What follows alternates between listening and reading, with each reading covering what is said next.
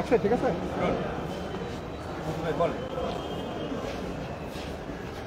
রনি ভাই, গতকাল রাত 12টা থেকে এই ধর্মঘট শুরু হয়েছে, তো এখন পর্যন্ত কিন্তু সেই ধর্মঘট চলমান রয়েছে। তো দিনব্যাপী ধর্মঘটে নানান সারা দেশেই ভোগান্তি, প্রত্যেকটা রেল স্টেশনে ভোগান্তি।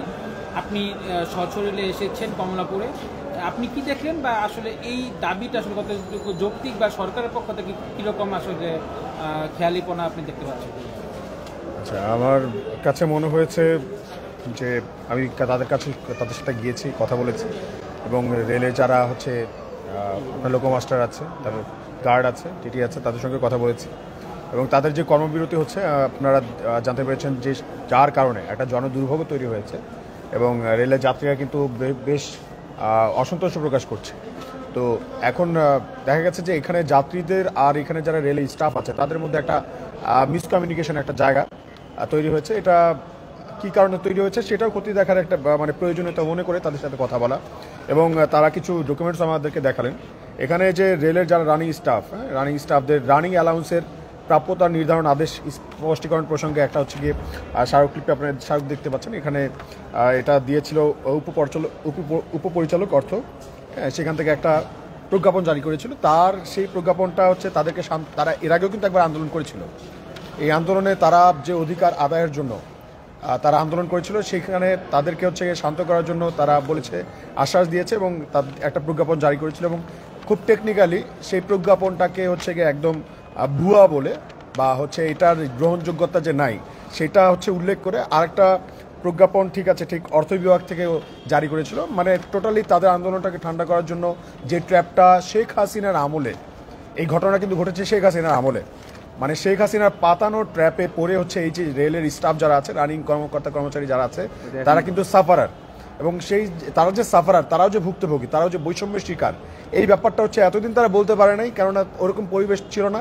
এখন এটা তো সত্যি কথা, গণ অভ্যুত্থানের পরে বাংলাদেশের সর্বস্তরের নাগরিক যখন হচ্ছে গিয়ে আন্দোলনে অংশগ্রহণ করেছে, তারা যখন বিপ্লবের স্বাদ পেয়ে গেছে, এখন তারা প্রত্যেকে তাদের নিজ নিজ যে অধিকার দাবি আদায় করার জন্য তারা এখন কিন্তু সরব, প্রত্যেকে কিন্তু কথা বলছে। আজকে আমরা দেখে আসছি শাহবাগে ইত্তেদায়ী মাদ্রাসার শিক্ষকরাও কিন্তু আন্দোলনে নেমে গেছে, মানে প্রত্যেকে তাদের নিজ নিজ প্রবলেমসগুলো নিয়ে কথা বলছে। তো সেখানে ওনাদের আন্দোলন বা ওনাদের এখানে তাদের অধিকারের কথা বলাটা খুবই স্বাভাবিক। এটা যদি আমরা মনে করি যে না, এটা জনদুর্ভোগ ওনারা কেন তৈরি করবে, ওনারা কেন এইগুলো করবে, সেখানে দেখা যাবে যে জনদুর্ভোগ কেন তৈরি হচ্ছে সেটা যদি আমাদের জানতে চাই, তার আমাদের জিজ্ঞেস করতে হবে যে কেন এই স্টাফরা আজকে আন্দোলনে আসছে, এই আন্দোলনে কেন আসছে, এবং আন্দোলনে আসার রিজনগুলো কী কী, এটা যদি জানা যায়। এবং দেখেন, রেল মানে শুধুমাত্র এই যে ইঞ্জিন বা এই যে বগি, এটা মানে রেল না। টোটাল রেল বলতে হচ্ছে এই স্টাফ, কর্মচারী যারা রেলটাকে চালাচ্ছে, রেলে আপনাকে সেবা দিচ্ছে, যেই মানুষটা রেলটাকে টেনে এক জেলা থেকে আরেক জেলায় নিয়ে যাচ্ছে, ওই মানুষগুলো কিন্তু রেলের অন্তর্ভুক্ত। তো ওই মানুষগুলো যদি ভালো থাকে, তারা যদি প্রপার ট্রিটমেন্টটা পায়, তারা যদি বেতনটা ঠিকমতো পায়, তারা যদি মাইলেজ অ্যালাউন্সটা ঠিকমতো পায়, ভাতাটা ঠিকমতো পায়, তাদের পেনশন নিয়ে যদি টেনশন করতে না হয়, তাহলে হচ্ছে তারা হ্যাপি থাকলে তারা হচ্ছে রেলকে ভালো সার্ভিস দিবে, এটা খুব স্বাভাবিক বিষয়। তো রেলকে যদি ভালো রাখতে হয় তাহলে এই মানুষগুলোর কথা আমাদের ভাবাটা জরুরি। তো এখনো খুব বেশি একটা দেরি হয়ে গেছে ব্যাপারটা এমন না। তো আমাদের মনে হয় যে এখানে যে রেল উপদেষ্টা আছে তিনি হয়তো বা চাইলে পারতেন ওনাদের সাথে কথা বলে এই ব্যাপারটাকে খুব ইজিলি সর্ট আউট করার মতো বিষয়। এটা যে খুব আহামরি বড় বিষয় আমার কাছে এমনটা মনে হয় না। আমি এটা দেখলাম, কথা বললাম, এর আগেও তাদের আন্দোলনে এসেছিলাম, তো তখন মনে হয়েছে যে এটা খুব আহামরি বড় বিষয় না। সো এটা গভর্নমেন্টের পর্যায় থেকে, ইন্টারিম গভর্নমেন্টের পর্যায় থেকে এটা খুব ইজিলি সর্ট আউট করা পসিবল।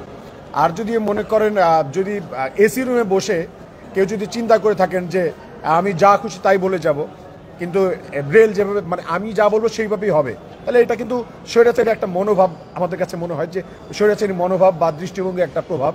আর যে স্টাফরা কি চাচ্ছে না চাচ্ছে, তাদের প্রবলেমসটা কি, সেটা ঠিকমতো শুনতে না চেয়ে হচ্ছে কি একটা মতামত দিয়ে দেওয়া বা তাদের অ্যাগেনস্টে মব উস্কে দেওয়া, এটা একটা বাজে বিষয়। সো আমাদের তাদের সাথে কথা বললাম, আমাদের মনে হয় অতি দ্রুত তাদের সাথে বসা উচিত, রেল উপদেষ্টাকে বসা উচিত, এবং হচ্ছে রেলের কর্মচারী প্রত্যেকের প্রবলেম একদম পাই টু পাই তাদের বিষয়গুলো জানা উচিত, খুঁটিনাটি বিষয়গুলো জানা উচিত। এবং জেনে আপনারা এটা হয়তো জানবেন যে রেলের কিন্তু লস, এই কর্মচারী এদের যদি বেতন ভাতা আপনি বাড়িয়ে দেন, পেনশন ঠিক মতো দেন, বা অ্যালাউন্সটা যেটা ওনাদের প্রাপ্য সুবিধাটা যদি ওনাদের দেন, এতে কিন্তু আসলে রেলের ক্ষতি নাই। রেলের ক্ষতিটা বা রেলের লসটা কিন্তু হচ্ছে রেলের কেনাকাটায়।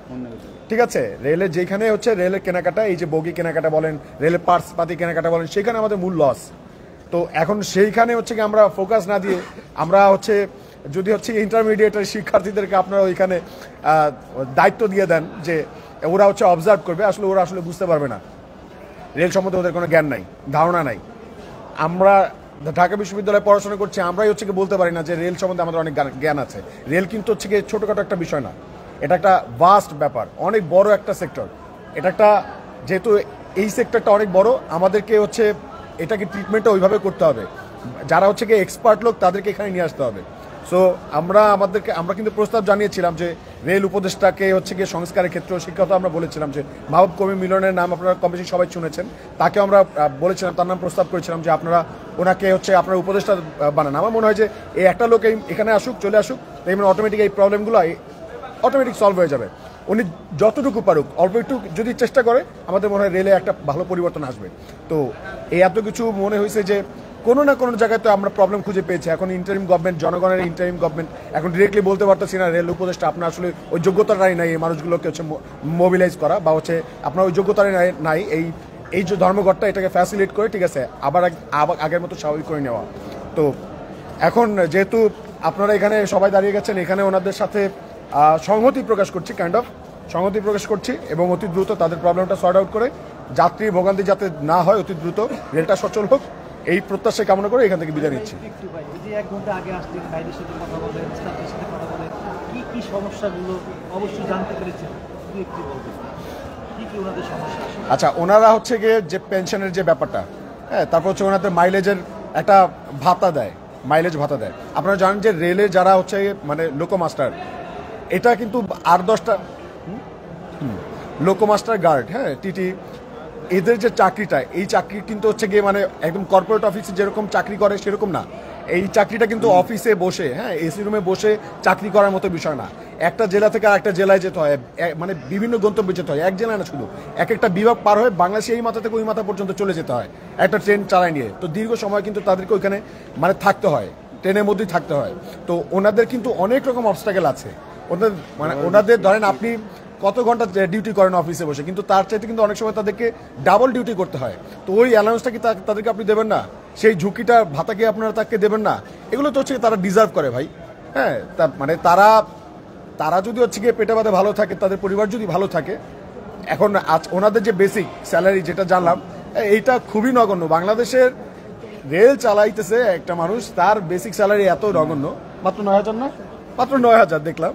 তো এই এত অল্প টাকায় বাংলাদেশের, জি জি এক্স্যাক্টলি, একটা গার্মেন্টসের ওয়ার্কারের কথা বেতন এর চেয়ে বেশি, ওই ভাইজি বলতেছে।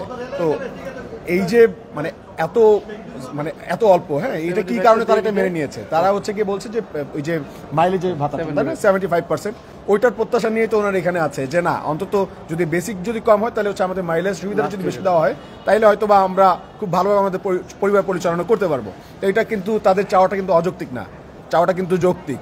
আজকের এই বাজারে 9,000 টাকা দিয়ে কি হয়? আমরা একজন স্টুডেন্ট, আমরা তো নিজে পড়াশোনাই করতে পারি না 9,000 টাকা দিয়ে। ঠিক আছে, আমাদের বাপ মার কাছে হচ্ছে মাস শেষে আবার হাত পাততে হয়, 10,000 টাকা দেওয়ার পরও বাবার টাকা নাই, টাকা শেষ হয়ে গেছে। তো ওনারা কিভাবে একটা পরিবার চালায়? হয়তোবা আপনারা মাইলেজ সুবিধাটা ওনাদেরকে দেন, ভাতাটা বাড়ায় দেন, নয়তো ওনাদের বেসিকটা আরও বাড়ায় দেন, যাতে হচ্ছে ওনাদের মাইলেজ নিয়ে চিন্তাই করতে না হয়। ঠিক আছে, কোনো না কোনো একটা হচ্ছে কি আপনাদের সমাধানে তো আসতেই হবে। তো সেই সমাধানের জন্য আমরা প্রত্যাশা রাখছি যে অতি দ্রুত সমাধান হবে, নয়তো হচ্ছে কি শুধু এরকম কাদা ছোড়াছুড়ি করে জনমনে ওনাদের ব্যাপারে যে অসন্তোষ বা জনবিক্ষোভ তৈরি করা, এটা থেকে আমি সবাইকে বলবো যে আপনারা আসলে এটা থেকে বিরত থাকেন। ধন্যবাদ, আসসালামু আলাইকুম। ঠিক আছে ভাই।